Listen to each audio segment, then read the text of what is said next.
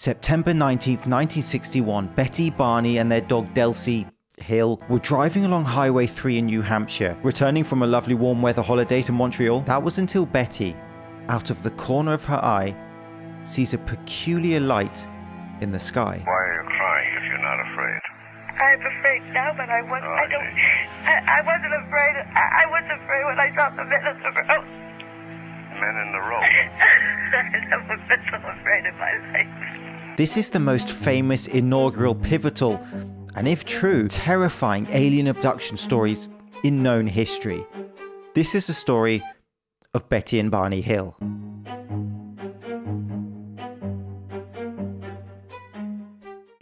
got to get my gun.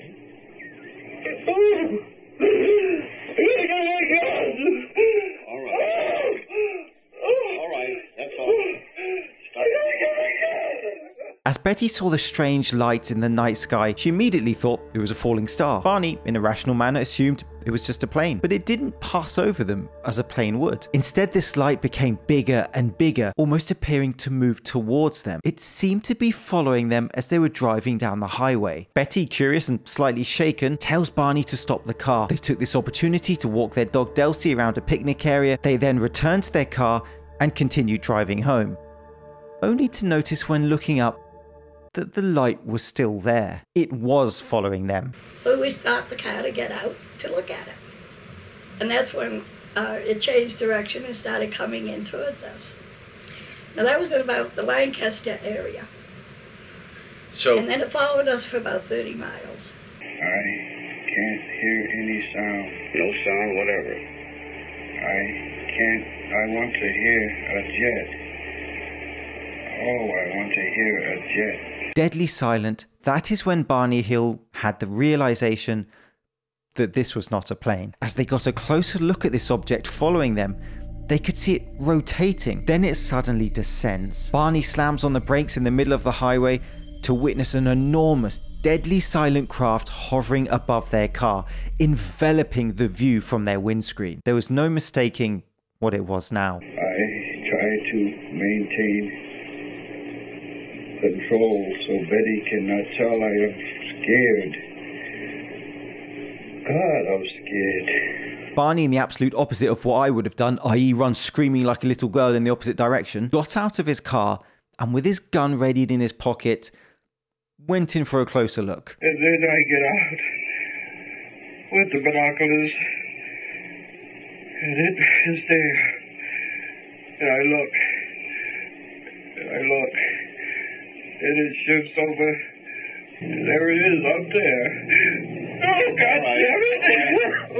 Calm down. As an awestruck Barney Hill looks up, he sees a large wraparound window on the craft. Pressed up against the window, there were 11 humanoid figures looking right back at him. They were wearing black clothing, slimming, and then one of the beings makes contact. This creature, this leader is telling me something. He's telling you something. How? How is he getting it to you? I can see it in his face. What did he tell you? Stay there and keep looking.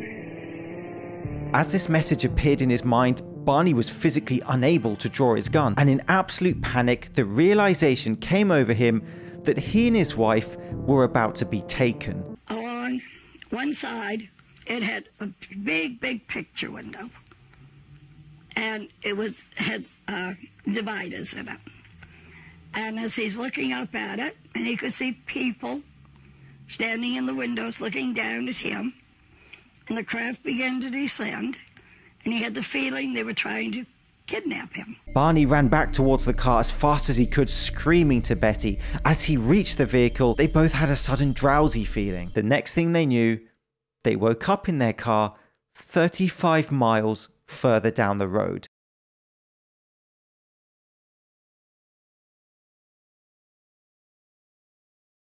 I want to point out that this was a regular couple. They had no history of erratic behavior, hallucinations. Barney Hill was a highly intelligent, pragmatic man.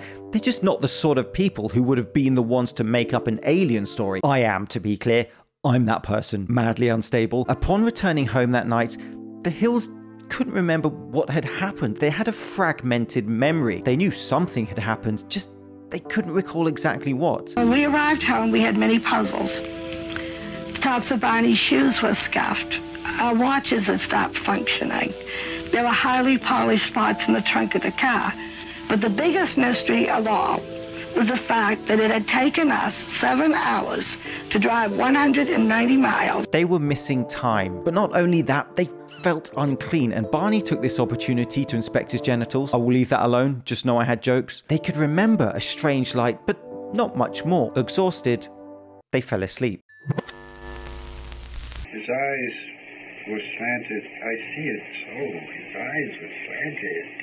After years of battling with these thoughts, the Hills sought alternative help. This is the part of the story that sends chills down my spine. The audio you've been hearing throughout this video is from hypnosis sessions performed with Dr. Benjamin Simon in 1964. This is where the couple was starting to put together the missing pieces of what happened that night. He ran back to the car. We were speeding down the highway to avoid capture. And then later, they were standing in the middle of the road, blocking our way. This is what we saw when the car motor stalled out.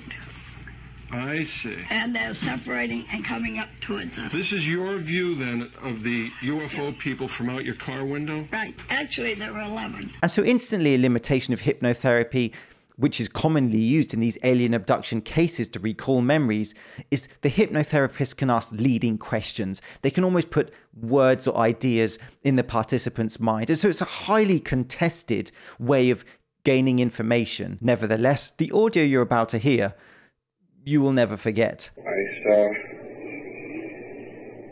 a group of men, and they were standing in the highway, and they came and they assisted me. They now remembered that when Barney ran screaming towards the car, he managed to get in the car and they started to drive away, only for some type of force compels him to stop the car.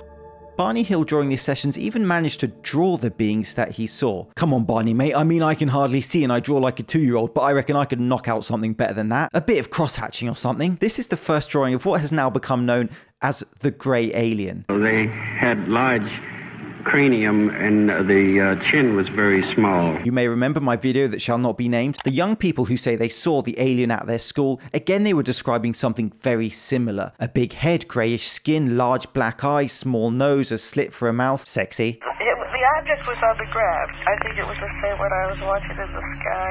There was a ramp and a door.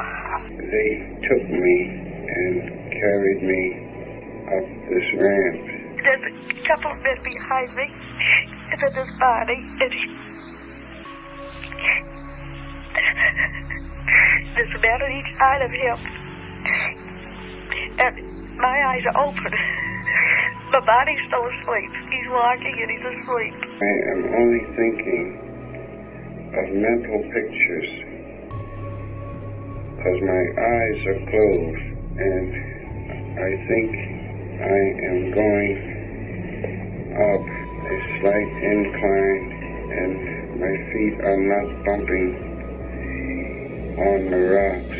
He said, "Don't be afraid. We're not going to harm you. But we just want to do some tests." Don't take me, don't touch my bottom, leave me alone is my general thought on that. You get into the examination room. You're separated from Barney. Right. He's taken into the second room. I don't want to be operated on. I was thinking about this when I was lying on my stomach. And they start to take me in the room. I thought I was inside something, but I did not dare open my eyes. He tells me to take off my dress. There's sort of in the middle of the room is a table. Curved walls with a table in the center of the room. They were stripped of their clothes, samples of their hair was taken, nail clippings, skin scrapings, 6-inch long needles with wires inserted into their heads and limbs against their will. And the examiner has a long needle in his hand. And I see the needle. And it's It's bigger than any needle I've ever seen. Betty even had one of these needles inserted into her stomach in what she believes was some form of pregnancy test. It was excruciatingly painful. And he said he just wants to put it in my navel. It's just a simple test. And I don't know it will hurt. Don't do it. Don't do it. And even though it won't hurt. And he sticks a needle into my navel.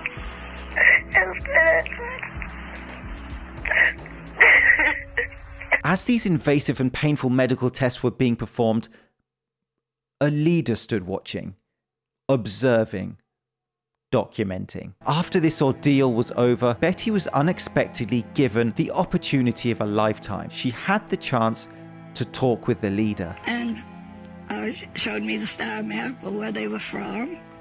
There it is. Yep. Oh, okay. This is the map you drew. Yep. Now, what, this is amazing, because how much did you know about astronomy? Not a thing. In a lot of these stories that I'm retelling, there's just a complete absence of objective evidence, but there's always some type of peculiarity that the participant can recall that's hard to dismiss. Did something in the metal of the wall.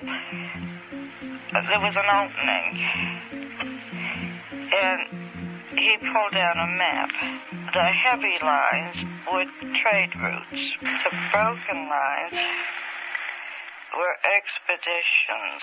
So this is the Zeta Reticuli star system. I direct you to my Bob Lazar video. This was a woman with no knowledge of astronomy, accurately drawing a star map based on what the leader had told her. After their traumatic and invasive ordeal, they were released from the craft to then wake up back in their car. I went on TV. I was questioned by F. Lee Bailey. And then I sat down and had lie detector testing in front of the whole country. And I had very, very high ratings for honesty and truthfulness. And so there's widespread critique of the story, for example, that they were just exhausted and delusional. There's also a critique that there was a TV show around the time that they undertook the hypnosis in 1964 called Outer Limits, which showed an alien very similar to the drawing that Barney drew a few weeks later, so perhaps people are suggesting he was influenced by that or just copying that. And whilst there is valid critique of their story, the Hills do, however, come across as quite sincere, and there is certainly something very raw about their emotions in those hypnotherapy sessions. Barney sadly died in 1969 at the young age of 46, whilst Betty died in 2004, having never remarried. Which leaves the question, what happened to Betty and Barney Hill on the night of September 19th, 1961? And they go, who the heck are these characters and what do they think they're doing? And so I turn around and I say, Barney, wake up. Barney, why don't you wake up?